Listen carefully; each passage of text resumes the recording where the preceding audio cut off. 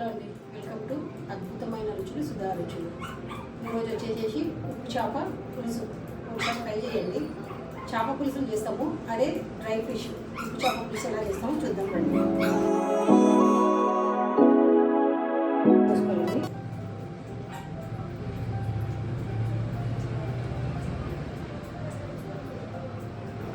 ఇదండి ఉప్పు చేప. ఒక హాఫ్ అన్ అవర్ నానబెట్టుకున్నాండి. నానబెట్టుకున్న దీంట్లో ఉన్న ఉప్పు అంతా వెళ్ళిపోతుంది అనమాట. తర్వాత ఏం చేయాలి, కొద్దిగా ఆయిల్ తీసుకొని ఇది ఫ్రై చేసుకోవాలండి.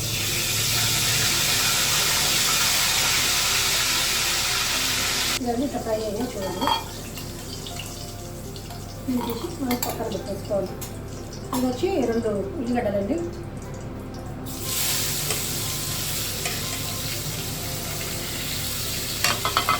చింతపండు నేను ఇంకా నానబెట్టుకున్నాను. ఇది పులుపు ఎక్కువ ఉంది, ఇది సరిపోతుంది నాకు. చింతపండు ఇంకా నానబెట్టుకున్నాను. దీన్ని జ్యూస్ తీసుకొని పెట్టుకున్నాను. ఇది ఫ్రై అయ్యింది.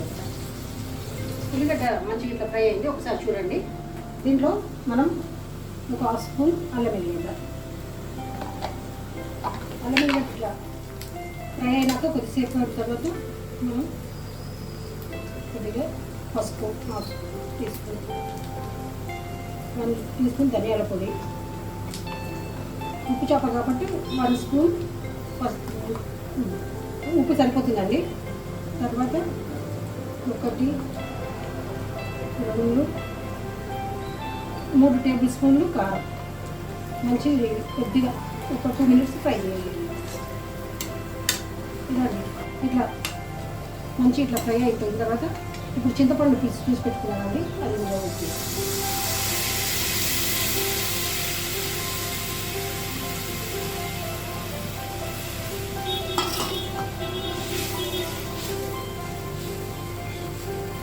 కొద్దిగా మసలనేయాలి.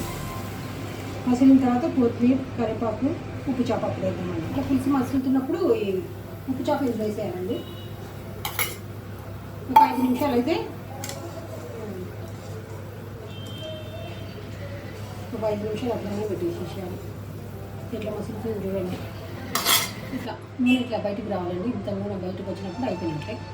లాస్ట్కి మనం కొత్తిమీర, కరివేపాకు చాలా బాగుంటుందండి. ఒకసారి ట్రై చేయండి. ఒక 2 మినిట్స్ ఉంచుతాం అంతే.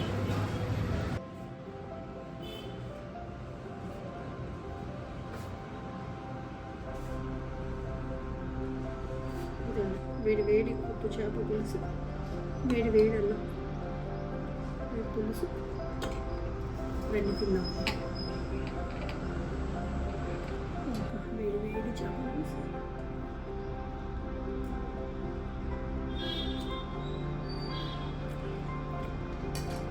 అద్భుతమంటే ఇదేనా,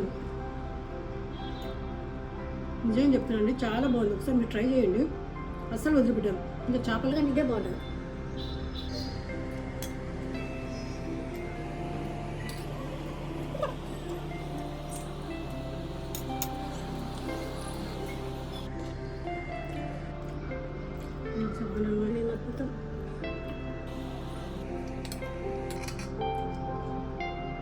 మీరు ట్రై చేయండి.